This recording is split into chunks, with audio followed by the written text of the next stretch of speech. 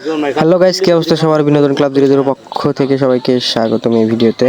আশা করি বুঝতে পারছেন ভিডিওর টাইটেল দেখে আমরা কোথায় যাচ্ছি।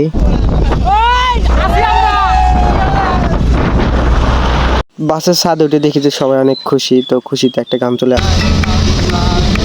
তো আমাদের পরিচয়তে দেওয়া হোক, আমি সোহেল আছি আপনাদের সাথে। আমার সাথে আছে মাইমুন ভাই, মাসুদ, তারপর আছে ব্লুদা মিস্ত্রি, শিমুল, তারপরে আছে রাইহান লেলটু, তারপরে আছে সাইকেল ডায়মন্ড, তারপরে আছে শুভ ওরফে ফকির, তারপরে আমাদের সাথে আছে ঘেরু। তো এখানে এসে দেখি যে জামে পড়ে গেলাম। পরে ছোট ভাই শাকিল দায়িত্ব নিল। পরে সানগ্লাস পরে তো শুরু করে দিল, দেখি যে বিঘার আগে গা এক কোনো মতো থামানো, পরে দেখি আবার বিঘার হয়েছে। পরে একে থামানো গেল না, পরে দেখি বিঘার কিছুতেই থামতেছে না। জন্য একটা গান কইলাম যে ভালোভাবে দায়িত্বটা পালন করেছে ট্রাফিকের। তো যাই হোক, এরকম ছোট ভাই থাকতে কিছু লাগে না আসলেই, মানে তারা ভালোভাবে দায়িত্ব, মানে যে কোনো দায়িত্ব দিলে ভালোভাবে পালন করতে পারে। তার জন্য আমি তাদেরকে অসংখ্য ধন্যবাদ জানাই। আগের গান শুনে দেখি যে আমাকে থামান গেতেছে না। পরে আমি যেতে ধরেই বিঘা রইলাম। তারপরে এসে পড়লাম বগুড়া ক্যান্টনমেন্টে, মানে আর্মি ক্যাম্পে। তারপরে এসে পড়লাম আমরা ঐতিহ্যবাহী মহাস্থান করে নেমে হেরে। পরে গেলাম যে একটু ভিডিও করি। পরে ভিডিও করলাম, দেখি যে সবাই হাই হ্যালো করতেছে। হাঁটতে হাঁটতে এসে পড়লাম সুলতান শাহর মাজার, এই যে উপরেই মাজার আছে। মাজার দিয়ে ঘুরতে ঘুরতে এসে পড়লাম ওনাকে দুধ পাথরে, দেখি যে অনেক মানুষ দুধ দিতেছে এখানে। দুধ পাথর থেকে আমরা রওনা হলাম জাদুঘরে যাওয়ার জন্য।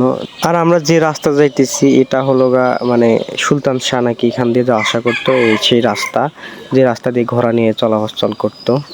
এই রাস্তাতে আসলে হাঁটলে কেমন জানি মনে হয় যে আসলে একটা ভাব, শরীরের ভিতরে ভাব চলে আসে যে এখান থেকে রাজা চলাচল করতো, সেখান দিয়ে আমরা চলাচল করি। তার জন্য একটা শরীরে একটা ভাব চলে আসে। পরে ভাবলাম এত দূরে আইছি, তাহলে একটা টিকটক করেই যাই। পরে একটা টিকটক বানাইলাম।